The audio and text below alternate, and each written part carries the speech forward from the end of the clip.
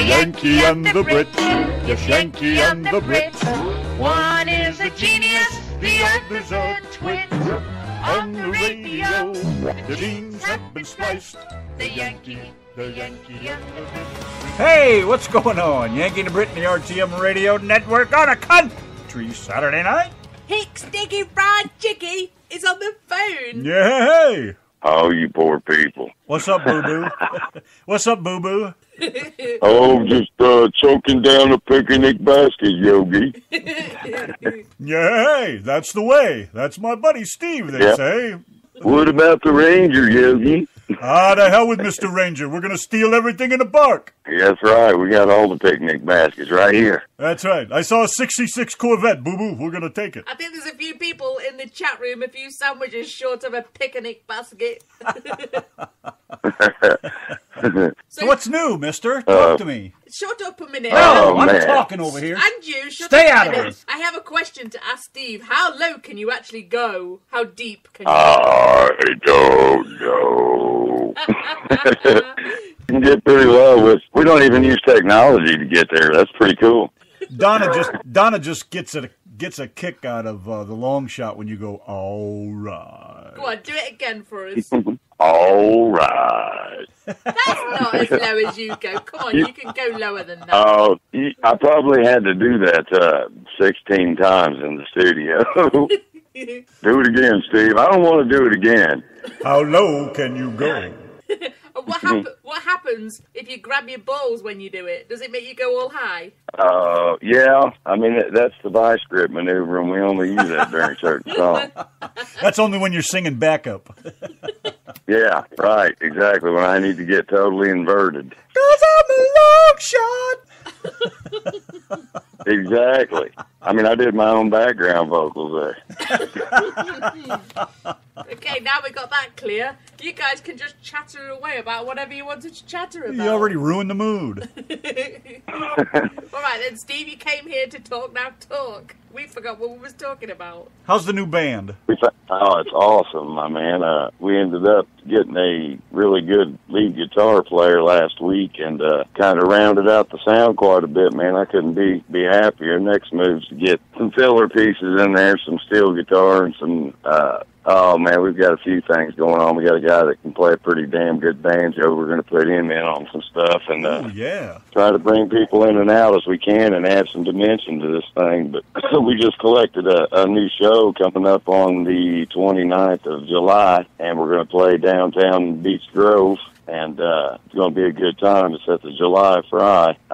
Should be really cool, man. We got invited to be one of the two headliner bands in that, so we got a lot of work to do to be ready for it, but it's going to be fun. Now, where's this place at? In Indiana somewhere? Yeah, it's in Beach Grove, Indiana. It's like right down in downtown Beach Grove. They shut down part of the street and set a stage up out there. It's a pretty good-sized event for small town. Awesome.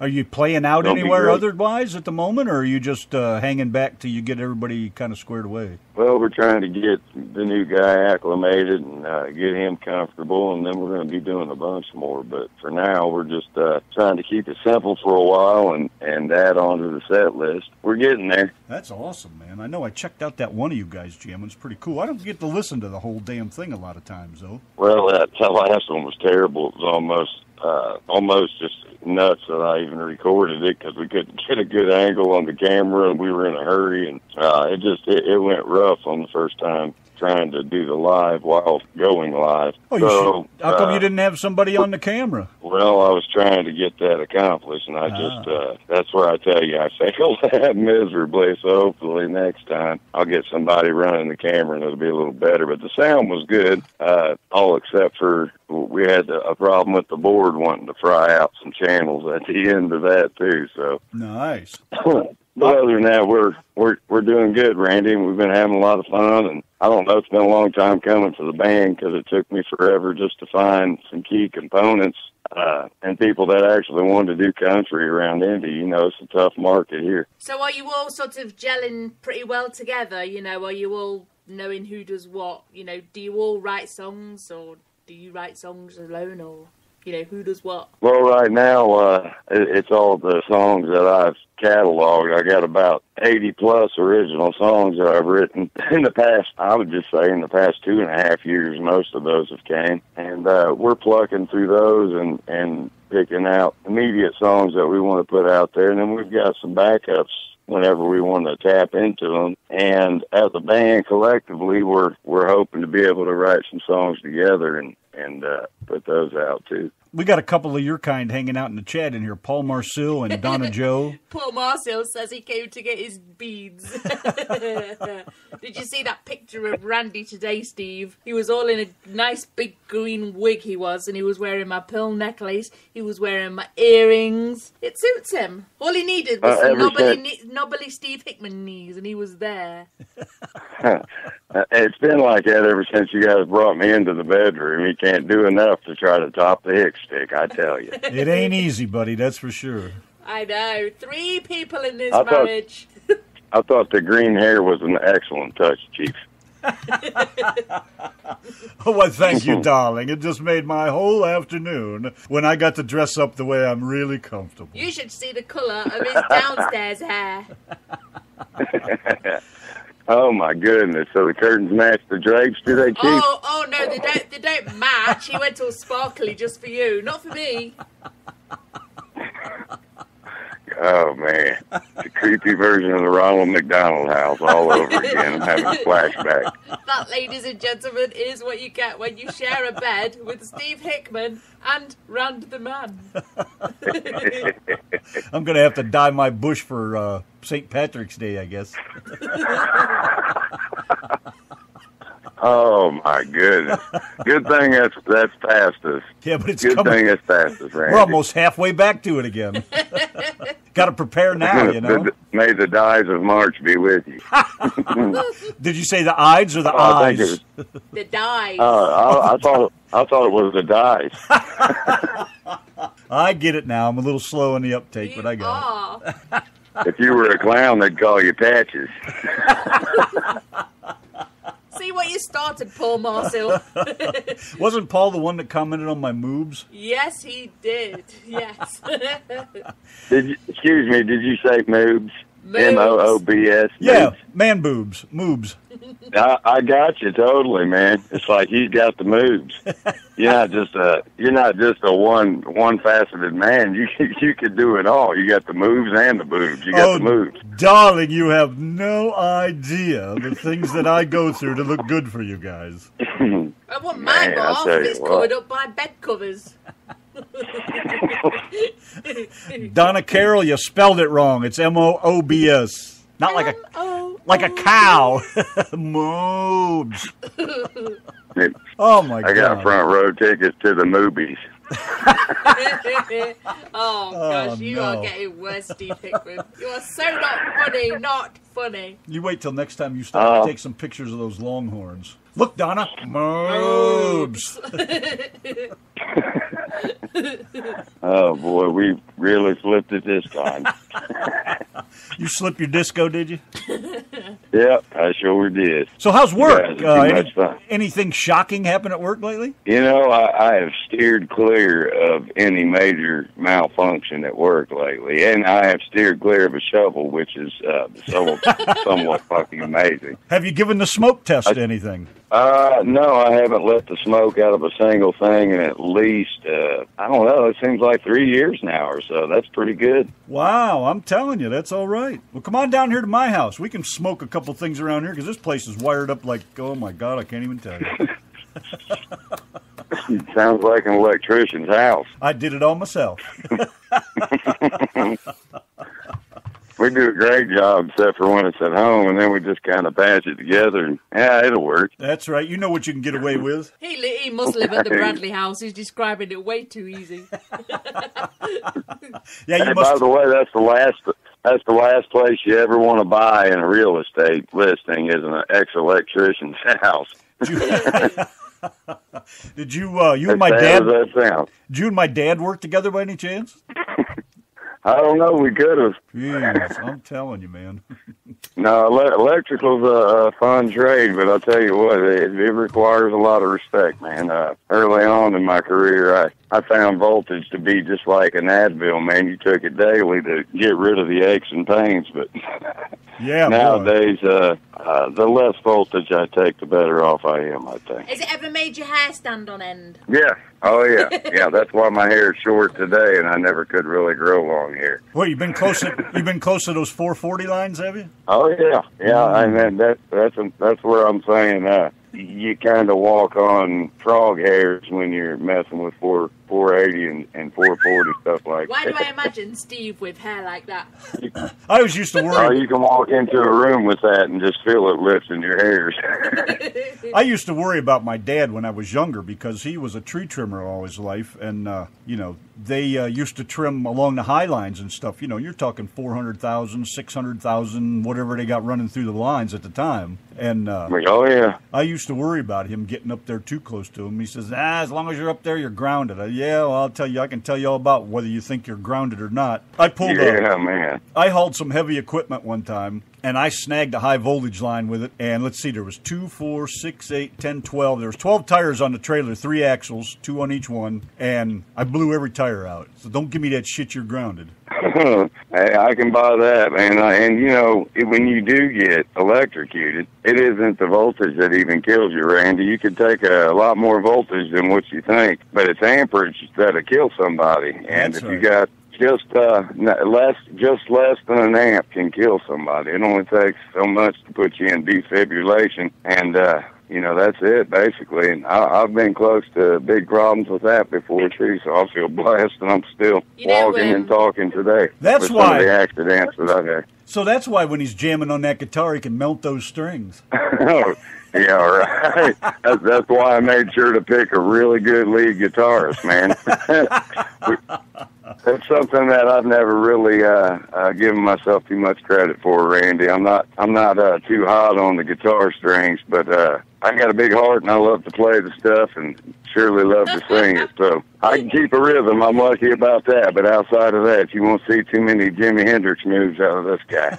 Hey, I'll tell you a little story about when I was little. We was in the garden and we had the radio plugged in and we had an extension cable out into the garden, and it started to rain, and my brother, he went in the kitchen and he went and unplugged the cable, the extension cable, and I started wrapping it up, and I had the plug facing into my hand, Oh, the no. 3 pins, and my brother went and plugged the bloody thing back into the wall, and I got an electric shock from it, and it was kind of strange. I'll never forget it. It was like someone pulling me down onto the floor, really, really slow. Can't explain it any other way than like someone behind me pulling me on the ground. But it didn't happen. Ah, fuck! What was that? And it happened really, really slow. Oh, I'm going to kill that husband. If you heard the sound effects he's playing, you'd realise why that made me jump.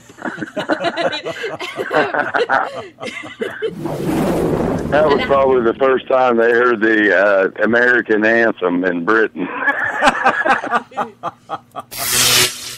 Poor Donna. Oh, say, can you see? All the stars in my eyes. Yeah, buddy. I had a scar on my hand for probably about 10 years after that, and it's probably, it's nothing there now, but I had a scar for a long time. She's got a nice on my scar right in the palm of her hand. It's a perfect built-in French tickler. Oh, boy. Whoa.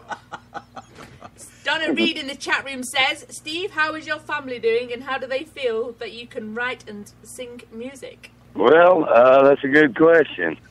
We're a good family, man. We try to support each other the best we can. My kids, of course, their kind of music isn't my kind of music. That's pretty self-explanatory. And some, you'd think my kids would love country western music, but really, it's quite the opposite. It's like a lot of the kids running around, they like this poppy stuff. Yeah.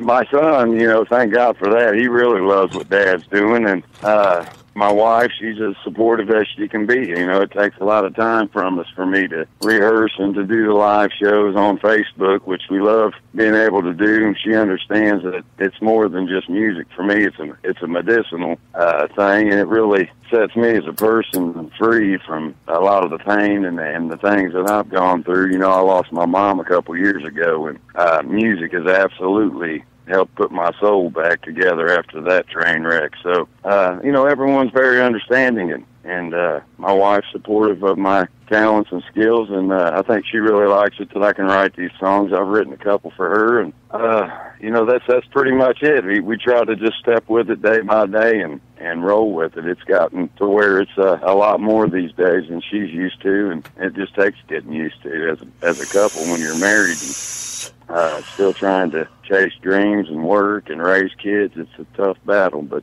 support around the house, man. We're trying to, We're trying to just keep it together and support each other. Because I don't know when you've ever had it together. Not as long as I've known you, anyway. You've always been a bit loose-wired. Yeah. Oh, I'm so funny, I know. It's because you haven't met my daddy yet. My mom was the one that had it all together. He's the wild card, and that's bred into me. Oh, Paul Marshall's in the chat room asking for a puff off Randy because Randy's been flicking that lighter. Oh, Randy's heavy on the tobacco goods tonight, is he? All right. He's over here. I could see him blowing smoke rings while he said that. Yeah, I wish I had some other smoke rings to be blowing right at the minute. So it's a powwow. Randy's ready for a powwow. Me smoke 'em peace pipe. Me be peaceful and happy. Most people are. That's the whole problem with that stuff, I think. They don't want peaceful and happy. Hey, if that's what it takes, I'm all about it. Exactly, Randolph. I don't know. You must be destroyed. Are we parked, man? Calling me Randolph. What the hell is that? He's getting a little I bit think that's the ambitious, greatest ever. What? Calling me Randolph? Yeah, Randolph. Why not? It's exotic. It's fresh. It's abounding. What the bloody hell is exotic about Randolph? My mother was a whack job. What are you talking about? No, you're no whack job. You're way beyond that, my friend. It's okay to be Randolph. No, I'm a wanker. There's a difference.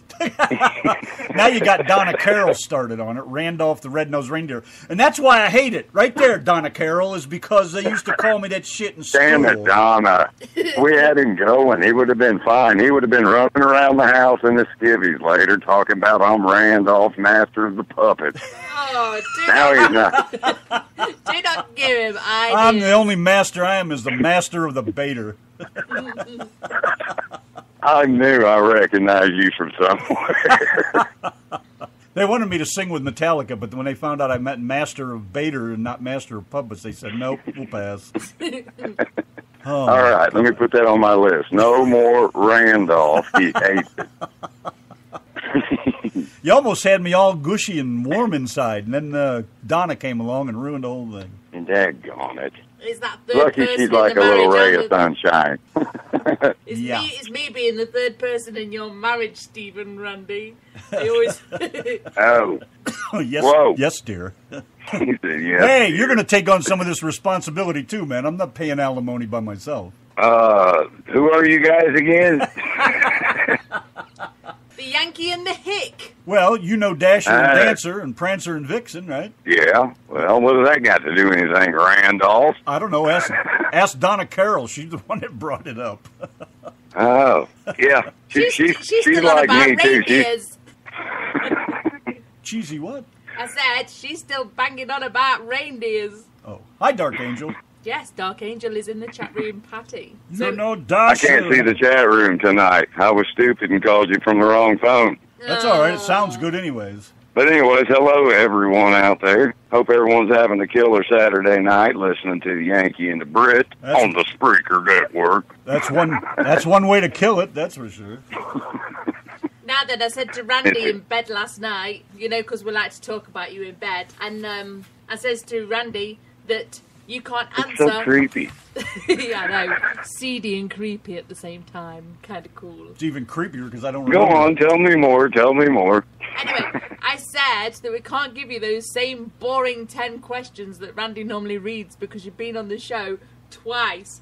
which means that we're going to have to think up some 10 questions for you. And I didn't actually get to think of some because I completely forgot. So when it comes to question time, they will be completely off the top of my head. Oh, this ought to be good. This ought to be really I can good. hardly wait. That's like bobbing apples in a trash can. Jiminy Christmas. Yes, sir. You're listening to the Yankee and the Brit. You're listening to the Yankee and the Brit in the RTM Radio Network. This will be our last show tonight. We got some Oh, Brit no. killed it. It was the Brits' 10 questions that did it. That's it. Trust me, I won't let her forget either. Randy, you better think of some as well, because I can't think of 10 all by myself. I can only think of the one you asked Billy Lord. That's the one that I keeps can't popping even into think my of mind. one all by myself. Oh my gosh, you are in for it, Steve Hickman. Oh, good God almighty. Hey, Paul, I'm going to light that cigarette up again. Donna in the chat room, Donna Reed, would like to know what you drive. Hey, that's my question. What I drive? Now, you know, Okay, well. Randy would like you to say, I drive a Ford. He's got a 1963 Vega. No, it's actually a big old Chevy utility truck. It used to be a railroad wagon. Was it? It was a high railer, huh? Yeah, I don't know if it had the kit on it that they could zoom down the rails or not, because from what the mechanic told me was the whole bottom of the damn thing was about rubbed off. So I imagine I imagine they Bo Duked it down the railroads on most occasions. Oh, that's the kind of railroad. Now, speaking modes of transportation, my drummer is a major unicyclist. Hey, all right, and tell me that ain't double talent. What's he doing? A unicyclist. He's a unicyclist. What Oh, is for God's sake. This guy has unicycled on some of the tallest, craziest unicycles you've seen. He's been the stilt clown before. He's played a drum set while wearing stilts, which I'm baffled by. But yeah, I mean, basic old beater work truck for me. I'm holding out hopes that one day I may be able to have that big GMC Highboy I want, but it'll probably be when I'm 70 and they're not even, the same anymore. Wow. Well, how far away from you does he live? How far away from me does my drummer live? Yeah, the one with the unicycle. Oh, probably 10 minutes away, 5 minutes. Does he ride it to practice? That guy will ride that thing everywhere. He's a very cool dude. His name's Gary J. And Gary will just hop on that unicycle and roll out at any given point. So he's covered some miles on that thing. It's pretty impressive, really. Yeah, I bet his saddle sores are too. Whoo-wee. Jeez, I bet. That's gotta hurt. That'll leave a mark. Donna Joe would like to know, what is your favourite colour and why? What is my favorite color and why? Blue is my favorite color still, and probably because I enjoy a good blue sky. I don't know, I like blue ocean waters. I like blue eyeballs. I don't know, blue. It's just always kind of been my color, I reckon. Oh, and it's the color of the Colts, and I love the Colts. There you go. And see, darling, this is why he loves me so much, because of my blue eyes. He just simply loves That's exactly what sold me. The first time I ever seen Random Man was them big old baby blues. Wait till I put on some of Donna's makeup in her lippy. You're going to love Wait this till look. you see his brown eye. You are going to love it. You simply will love it, darling. Believe me. Yeah, I hear you. You're an actual natural at that, Randy. Kind of scary, huh? You're talking about you like blues. You should hear Donna Carroll's song. What the hell is it? Ain't Craven or Craven? I forget the hell the name of it. No I idea love that what you song, are man. You got to hear banging that on tune, about. man. I'll send it over to you. It's awesome. Donna's awesome, man. Yeah, send that to me. I may have already heard it. I've checked out some of Donna Carroll's music. She's awesome, man. Another one that's just got that southern spirit in her, man. She lets it go. It's awesome. Donna's great. Attention, Craven Blues. Thank you, Donna. That's the one. Yeah, what a great tune that is. My goodness, that thing kicks ass. I'm just saying. Sounds like. So Donna Reed in the chat room would like to know, who do you look up to and why? Who do I look up to and why? Yes. Well, I mean, there's a few that I look up to in this whole world, but as far as if we're talking country music, I still look up to Hank Jr. and Alan Jackson and Aaron Tippin, guys like that that's still out there and making great classic country music. And in my book, way underrated. They're still out there pulling big shows, and they just don't give those guys the attention they deserve. But Hank's kept it real for a long time, and he's added his own touch to country music. music that can't nobody erase. And, yeah, I look up to that because he still just keeps rolling on. Willie Nelson, too, that's another one that I still look up to. That has just kept on cranking out the tunes regardless of what they say is popular. So, loving it. He's still breathing. That's a big plus. Oh, yeah. Yeah, he thinks it's pretty funny, all these hoaxes going around about him being dead. You said you heard his new song, did you? Yeah, I play it. I love that song. I'm Still Here or something like that. I'm still not dead. Yeah, still not dead again I'm today. still not dead. Yeah, there you go. Yeah, Willie's something else. But, yeah, I'd say number one's old Hank Jr. because he's they're bringing him back to Monday Night Football. That's what I was trying to think of. After all these years, I figured he probably would have told him to take a flying leap, but I think he knows that it's a perfect fit. So it'll be good to see him back doing the Monday Night Football thing. I saw Aaron Tippin live back in the 90s and mid to late 90s when I lived in upstate New York, and he was playing in a big circus tent. And I'll tell you what, it even sounded good inside that big old tent. It wasn't too bad, and he really knew how to throw it out there. Aaron Tippin, straight up blue collar as they get, buddy. He's another one that's kind of like me that came out of busting his tail, man, and he caught fire there for a long time. It's too bad that, again, a lot of those guys haven't been highlighted much anymore because they still got it going on. Aaron's still playing today, and he's just amazing, man. They still got Lone Star, bands like that still out there. I caught Lone Star not too long ago, man. They still sound really good. Yeah, those guys were pretty cool, too. I like their No News. That was one of my favorite ones. Oh, yeah, and they're still rocking that stuff, so you just got to look for them, man. And the heroes are still out there jamming. Calvin wants to know how long you've been married. I've been married 18 years. She's put up with you that long? Oh, yeah. Now, that's why I said it's kind of hard to look elsewhere when you got somebody that's seen you at your very worst and at your very best and still stays with you. So Kelly's a good girl, man. Donna Carroll wants to know, when did you learn to play the guitar? I learned to play the guitar when I was, I'm thinking maybe 12 years old, 10 years old. Started playing with kids in the youth group at church, exactly, and we played for a while, and then I got into some coffee shop bands, and, I've played strictly rhythm all these years. I don't think I could pick a lead on Mary Had a Little Lamb, but, it really wasn't that important to me. What was important was just being able to keep a good rhythm and enough to where I could write some songs and sing and enjoy myself, and I made that possible.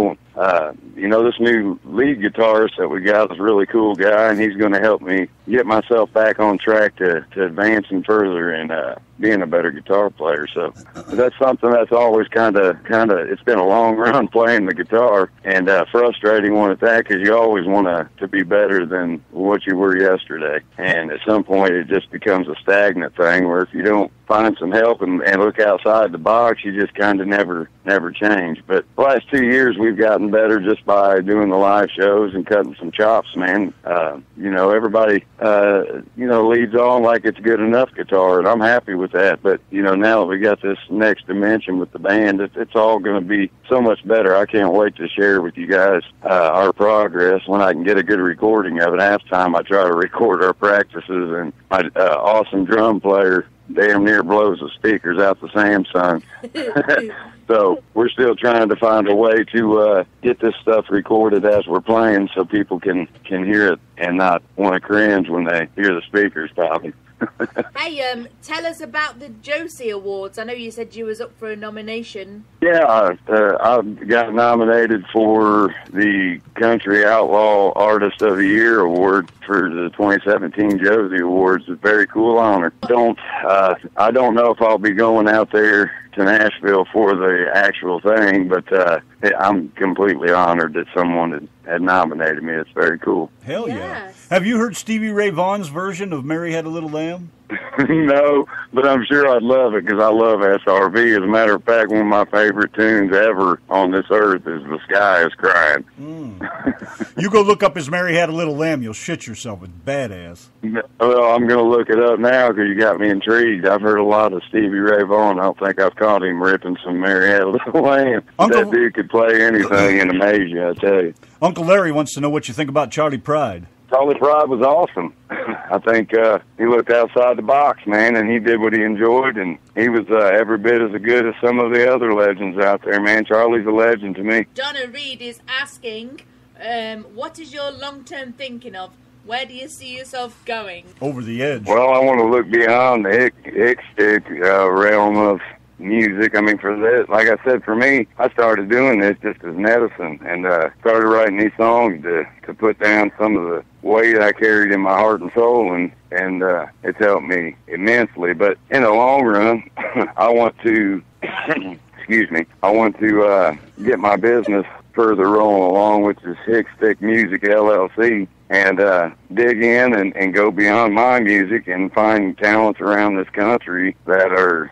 underrated and not glorified the way they should be, and get them on a bigger stage and help them. I mean, it's hard for anybody to get you a recording contract these days. You got to be realistic, but there's ways to help people and to get them support and investors, because that's the most important thing you can have right now as an independent is a giant audience and great support from your fan base. Then you got to have a little bit of money to invest in yourself as far as getting your stuff out there. If I had the money to drop into broadening the view of my audience, then we'd get so much further along. And that's one of the biggest problems today, is for artists to be able to find a way to hit a mass crowd quickly. And it just doesn't happen that smoothly. So that's what Hick Stick Music LLC is all about, is getting these great independent talents and getting them out there to the masses. And that's part of this journey I'm on, is not just figuring out how to get my music out there, but it's basically laying out a way for a blueprint for other independent artists to get there. So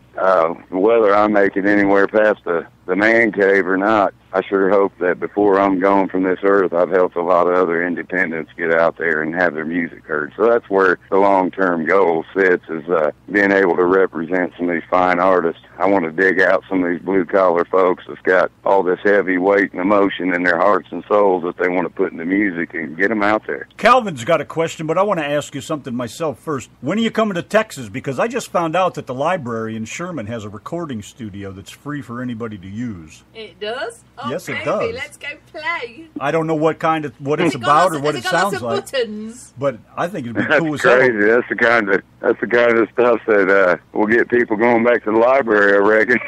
I think it'd be That's a cool pretty as good hell. deal. I just think it would be cool if you came down here and we went over there and did a show from there, and you guys jammed over there. I think that'd be cool as hell. Buddy, I completely would love to come down to Texas and hang out. I lived in Tyler, Texas for a couple of years when I was a youngster, and really loved Texas, period. I got to travel around a little bit while I was down there. But, yeah, buddy, I'd love to get down there and do that. It'd be fun. Bring the wife and come on, man, because this place is growing like a weed. There's more work, you know what to do. Wouldn't you be a little bit scared that Randy would try it on with you? What's that? Says, wouldn't you be a little bit scared that Randy would try it on with you? You know, he gets a bit frisky sometimes. He'd put on that green wig and it'd be all over that Steve Hickman. Wouldn't you be running? No, I think he would contemplate what such a wonderful woman he had, and we'd be all right all of a sudden again. Things would return to normal. Oh, darling, you have no idea how I could make you hit those high notes. The old vice grips. We're going to have to hide the vice grips, darling. I won't need any vice grips. Don't you worry, my friend. Hey, Calvin's question is, now I'm making it a two-part question. He wants to know, are you working on making a CD? But my question is, did you put out a CD or anything with the tunes that we play here? The ones that you have like on YouTube? Well, the tunes that you have there, yeah, there is an EP with the 6 songs that I did with Dave Fowler in Nashville. And my whole problem with not releasing that has been being able to afford some of the other things I have to. I've got to get the things marked for distribution. Otherwise, I'd just be passing out a bootleg EP, which I could do that too. I just feel like it deserves a little better, at least the label and the cover. So I want to do that, and then I can, start releasing those. It won't be that big of a deal to get them printed and made. It's just a matter of having the funds to do it, and then they have to be coded for iTunes and such, which when I first cut the EP, I didn't realize the extra steps needed for that. So there's another $1,000 or $1,200 worth of stuff I have to do there to be ready for that. And hopefully when to get on to CD Baby or something to where we can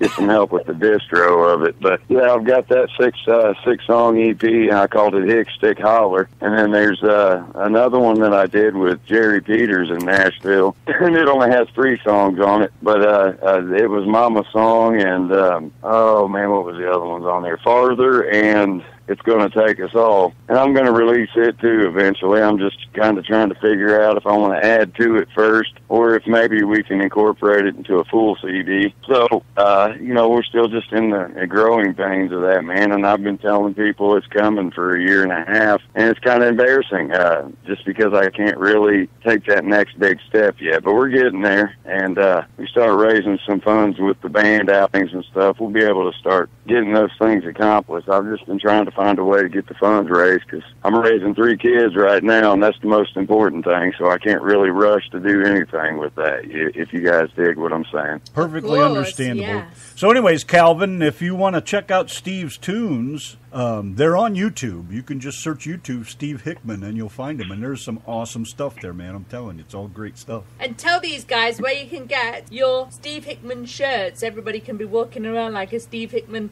walking, talking Oh billboard. man, I need them to do it. I need to know I got Hickman-aniacs running around everywhere. And you can get these shirts through our fine folks right here, Yanki and Brit. They make some great quality T-shirts and hats and everything else. So y'all get on there. All your favorite artists that most of them that you're hearing right now have merchandise there. So go check it out and get geared up, man. Country music's on its way back. Hell yeah, it is. You people like you and Donna Joe and Paul and an endless array of the people that have come through this show. It's just unbelievable how great the music is. I mean, it's just, we have not had anyone yet that we didn't like their music. Yeah, but you did find that Steve Hickman a bit odd, didn't you? A little off-center, but he's all right. Especially when he wanted to give you a toe job. That's the best part about me, guys, is I'm not afraid to be me. A little off-color. You gotta be, you know? I mean, what are you stuck with? Everybody can't roll a 7 every single time in the dice table.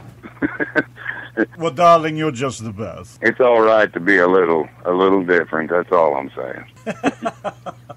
Well, we're certainly different. Randy, that's what I said. I just gave you full permission to be wild and free. Well, thank you very much. You don't need permission. No, because you know me. I don't give a shit what anybody thinks. Oh, you're telling him that's to be right, wild. But that's the way to be. He's going to have a crazy night in the bedroom tonight. Paul says get a room. Get a room. I don't know if he means you and me or me and Donna or all 3 of us. I would say you and Donna. I mean, that's just my point of view, though.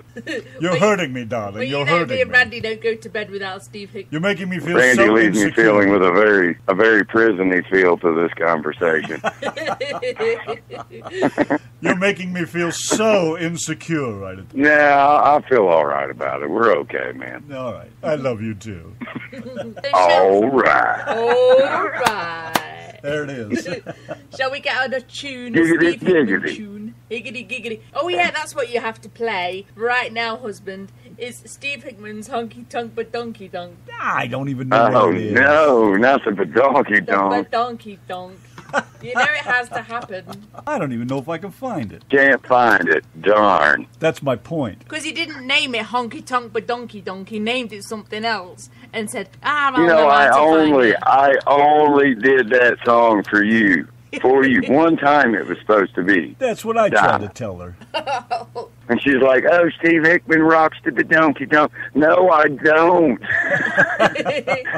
Stevie, baby. I give it to Trace completely. He owned that thing. That's right. You have all the rights, so take them away from her, please.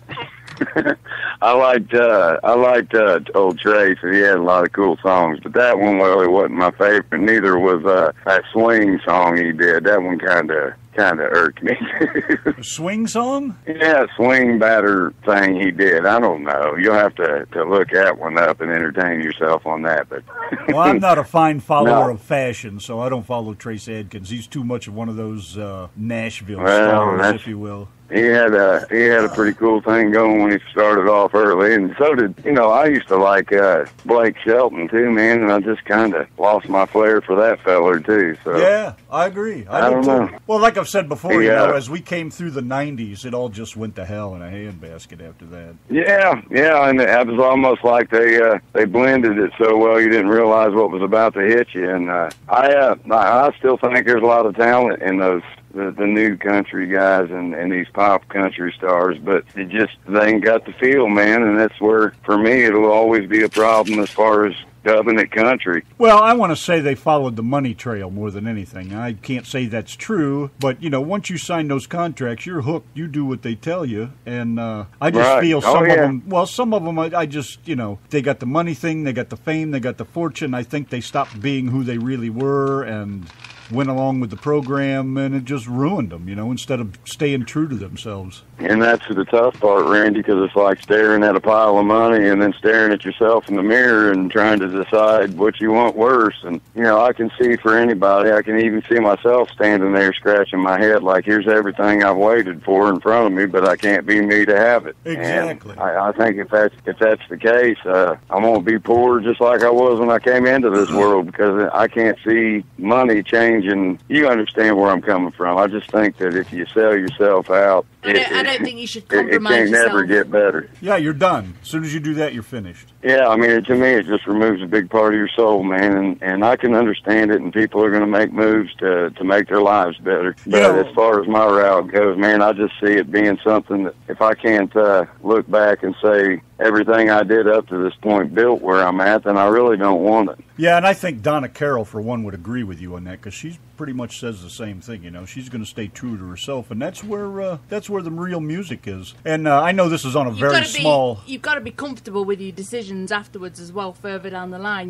Whatever decision you make right there and then, as tempting as it may sound, you've got to be happy. Hello, in Lee. yourself. I was going to say that. I was going to say that this is on a small scale, but Donna and I had talked about that before. We've had a chance here and there for somebody to have, for us to have sponsors and pay for their spots and blah blah blah. And it's like, I don't want it, because I'm not going to have anybody telling me I can't talk like I talk on my show. And that's where if people don't like to listen, there's 9,000 other online stations. There's all the terrestrial radio stations. There's YouTube. There's iHeart. There's Pandora. Whatever you want, go there if you want. But I'm being me, and if you don't like it, move on. And I'm not selling myself out for a couple dollars. It's not worth it. Well, here's where I chalk it up to, and this is about as simple as it gets, Randy. Is the music industry has changed so much, and the dynamics of it are not the same as they used to be. And people used to think of, oh man, some dude in a suit will hear this, and the trigger's pulled, and they'll call me, and I'll get this contract and make all the money I ever wanted to, and be able to do this. Well, it's nothing like that. And a lot of these contracts that they get you into these days, if they can't market you and you don't make money, then you're going to have to pay back money to them that they couldn't recover, and that's all in your contract. But here's the deal, and the way I feel about it is that the music industry is wide open these days. It's a internet Nashville. It isn't the same Nashville.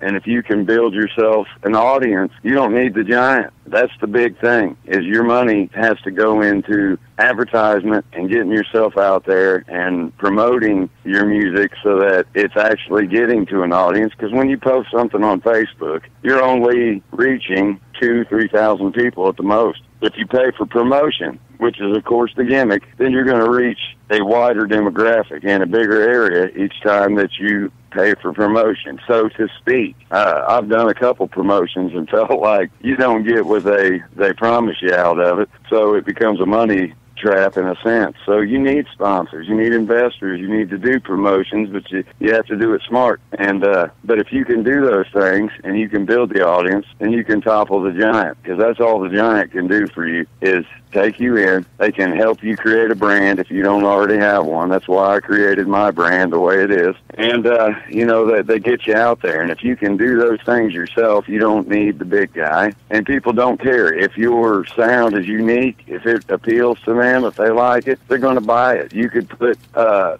freaking Little Debbie label on your album and people will buy it if they like it. So the whole thing is not to buy into what the big giant can do for you. It's what can you do for you and how far are you willing to go put your music out there. So the big thing's self-confidence, and it's building an audience, and it's putting money into what's going to help further your mission. So I just hope that a lot of people start looking more into it that way, because the industry is wide open. You just have to find a pioneer's path to how to be successful in it these days. It's a whole new world out there. It makes me wonder sometimes if people like Universal and all the big music companies aren't, why the reason they're cracking down on things like people singing music, cover songs on Facebook and YouTube and things like that, is because they know this is what's going to happen if they don't maintain control of their stock.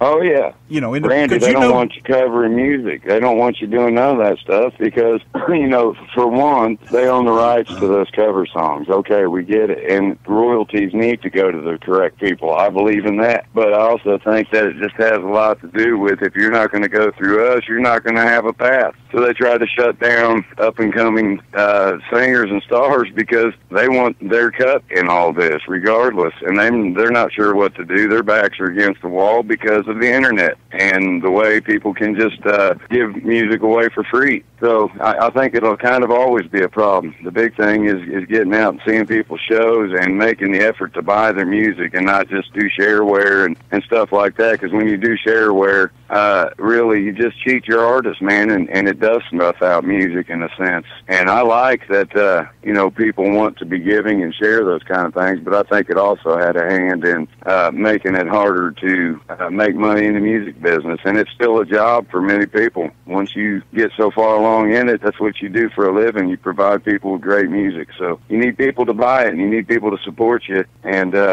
I see that being kind of a tough problem with things today, too. But we can get it under control, and it's a new world. We just have to get our music industry straightened out, and it just starts by people respecting the music again. Well, it seems to me that, and I know too, that they, one day they're going to come around. But, I mean, with people like you and Donna Joe and God knows who else, Kyle Daigle, all these guys, you guys keep writing your own music and keep putting your fresh new music out there. There's nothing they can do about it. No, not a thing. And I think that's the best thing we can do. And honestly, I'd do this for free until I was dead if I knew it was benefiting somebody. So, the embodiment of music is lost. It's all about money, and it's a big world out there. So don't get down and out because you feel like nobody cares about your music. Tons of people care, but the big business isn't going to let you know they care unless they know right away they can make millions off of you. Yeah, and they're the ones that get the millions, not you. Oh, yeah.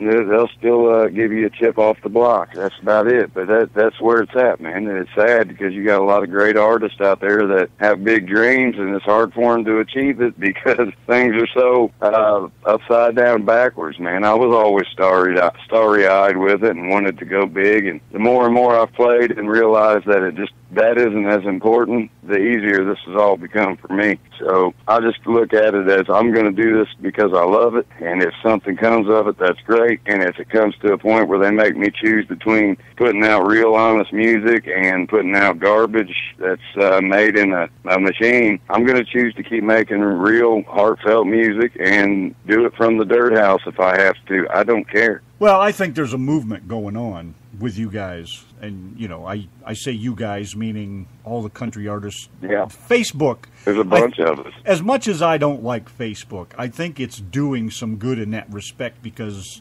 when you do your own original stuff, as long as it's not a cover song, there's nothing nobody can say or do about it. And there's enough people now that I see the numbers of people that are following different singers and different artists, and they're passing it on to their friends. Oh, you got to check this guy out. He does this live, blah, blah, blah, So everybody's finding out about everybody because of it being a social network. If we could get rid of all the crap on Facebook, all the posts about, send prayers out to, Billy Bob because his wife's got a broken ankle, or, all these stupid things in the news today, fake news and all that. If we could get rid of all that crap and it was just an actual social network like it started out to be, you guys would go over the top. But, there's so much much other crap that takes people's minds off of it. And people have a very short attention span anymore. So, you guys have to be out there constantly, putting yourself out there. But I think there's a movement where you guys are going to change this stuff if you just keep it up. And you know as well as I do, nothing happens overnight. So no. It might be another year, it might be 6 months. I think another couple years. And this whole Universal Nashville crap is going to come crumbling down around them. But you guys have to keep pressing on. It's like an army, exactly. Like an army marching forward, man. Don't give up. Keep marching into the front, and take it head on. Well, that's how it feels, Randy, and it feels like a battle. And there's times where all of us get down and feel like it's a hopeless mission. But really, you just have to go right back to your roots and remember that the reason why you're doing all this in the first place. And for me, when I was 10 years old and picking up a guitar to play for people and wanting to learn, it wasn't for making any money. Let me tell you that. It wasn't a bit about a dollar. It was about, I want to do something unique. And I think if people will sell themselves back to the music will rise to the top again, and that's all it's going to take, man. And it's a great thing that people in social media are liking and sharing this music, and it is starting a revolution. And we'll get our honky-tonk music back, and we'll have fun with country again, and we'll return the Grand Ole Opry to something glorious, but it all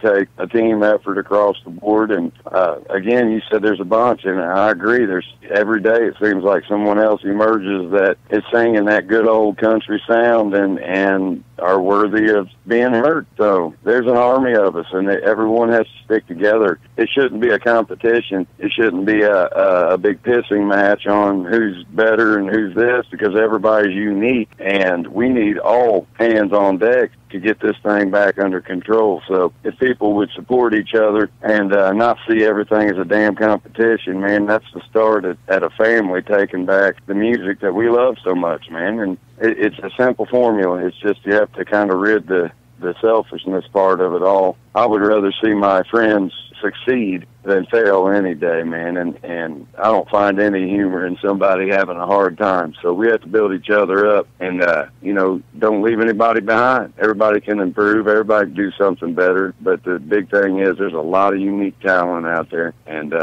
the drama part of it's the only thing that just really sucks, Randy. Well, I find what you said to be right on the nail head. And, I know this is a corny saying, but there's no I in teamwork. Well, and that's very true, and we're at a teamwork level right now. Like I said, if we can all just band together and help get the word out, that audience will start growing, and it has for a lot of us. We've shared audiences as artists and tried to help our fan bases tune into other artists, and that's the beautiful thing about the group of guys that we have playing live shows, and everybody wants to help, and they want to see the other guys succeed, and it's helping everybody. Every single one of us has had an increase to our fan base because of talking about each other on our live feeds and stuff. That's important. Absolutely. Absolutely. Well, we're going to go play some Steve Hickman music here because we got a couple great tunes to play. But I have 10 questions. Uh-oh. Oh, you know you are going to love these questions, Mr. All right, Steve man. Hickman. All right, I'm mentally prepared. Chicky. I'm on the side, man. I'm out of this one. Okay. All right, Donna, let's get our focus on. All right, let's get the mind beams going here. Hit me. I didn't say there was going to be any thinking going on. Mr. Steve Hickman, what makes you bored? What makes me bored? Silence. Silence makes me bored. You want to make me bored and crazy, lock me in a quiet room by myself. Yeah. Question number 2. Are you old-fashioned? Hell yes. I'm old-fashioned, as old school as they get. I was raised by blue-collar roughnecks, ma'am, and that's what's caused me to be as the colorful person I am. Do you like chocolate? Do I like chocolate? Yes, I like important. chocolate, but it's a problem child for the stomach. But I like chocolate. What scares you the most? What scares me the most? Yes. Oh, politics. Politics. What was Yeah. the last thing that you ate? The last thing that I ate, a hamburger, a big old greasy hamburger. Sticky fry hamburger. That's right. Grilled to perfection. Tell me something about someone you really admire.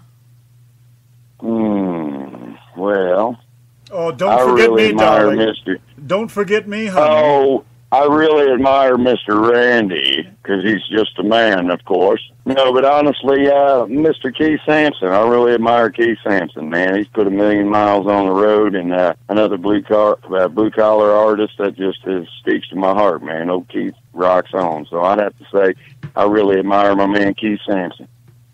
And what's your earliest musical memory?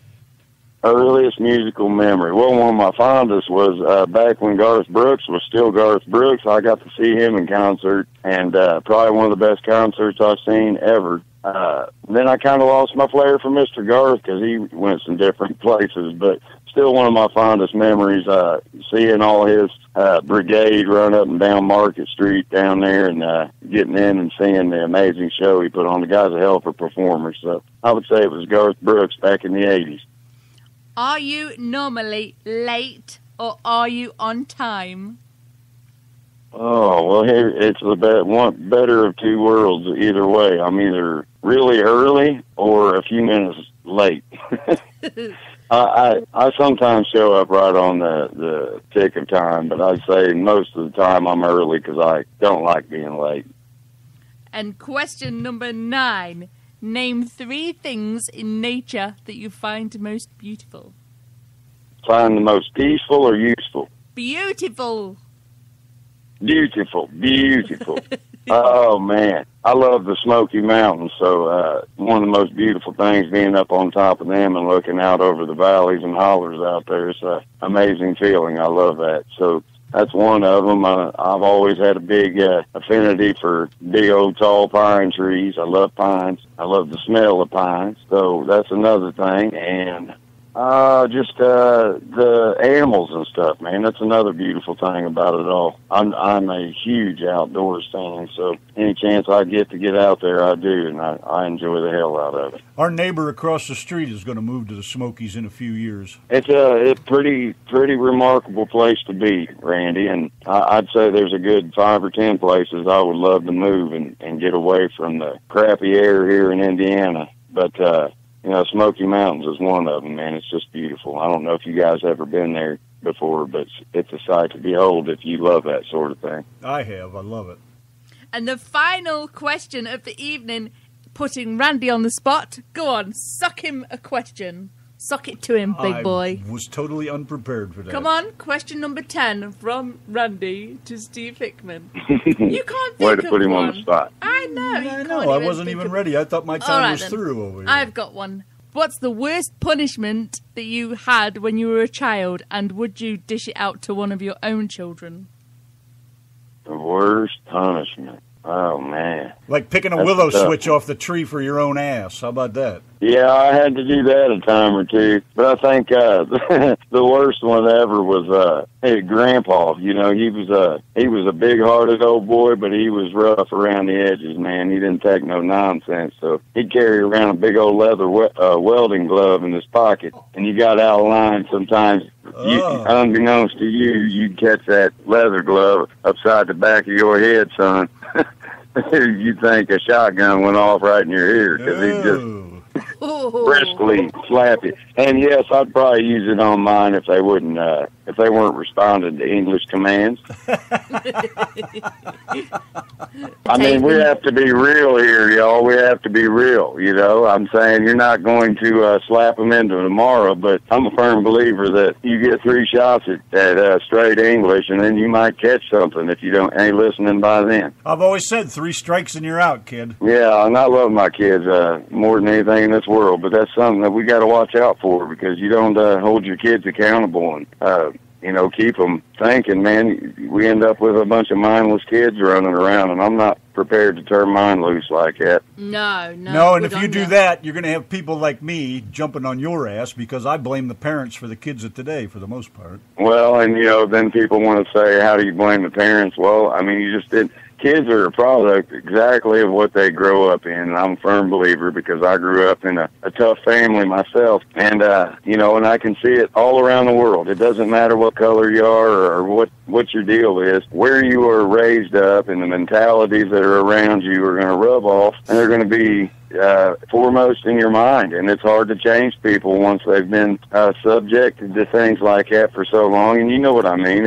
It's all about how you were taught to do things, and if you weren't taught to do things with any respect, then you're not going to do things with respect when you're older. I agree 100%. So one final question: what music was you listening to today? You must have been listening to something.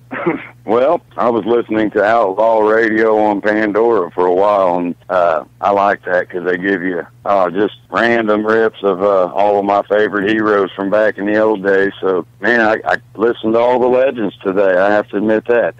That's what I was listening to. I find a lot of inspiration in hearing the older music again. All righty. How cool is all that? Yes, we are going to cut you loose, and we have a few of your tunes to play over here by the looks of the playlist. Awesome. I'll hop off here and jump in the chat room for a little bit. Yes. We love you, man. Thanks a lot. Appreciate you spending a little time with us. Love you guys, too. I had a great time. I always do, man. You guys are one of my very favorites. Be good to yourself. See you in bed, baby. All right. We'll see you, doll. Bye. It's more than music. More than music. It's a state of mind. Don't stop. Let's go. It's a way of life. Come on. And there's nobody that throws down country better than this. Welcome everybody. On the RTM Radio Network.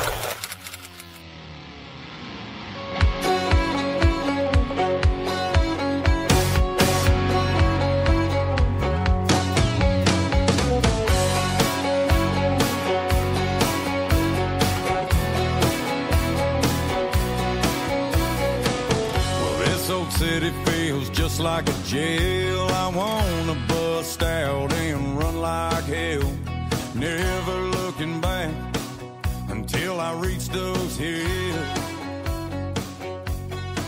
Yeah, the great Smoky Mountains, the thought of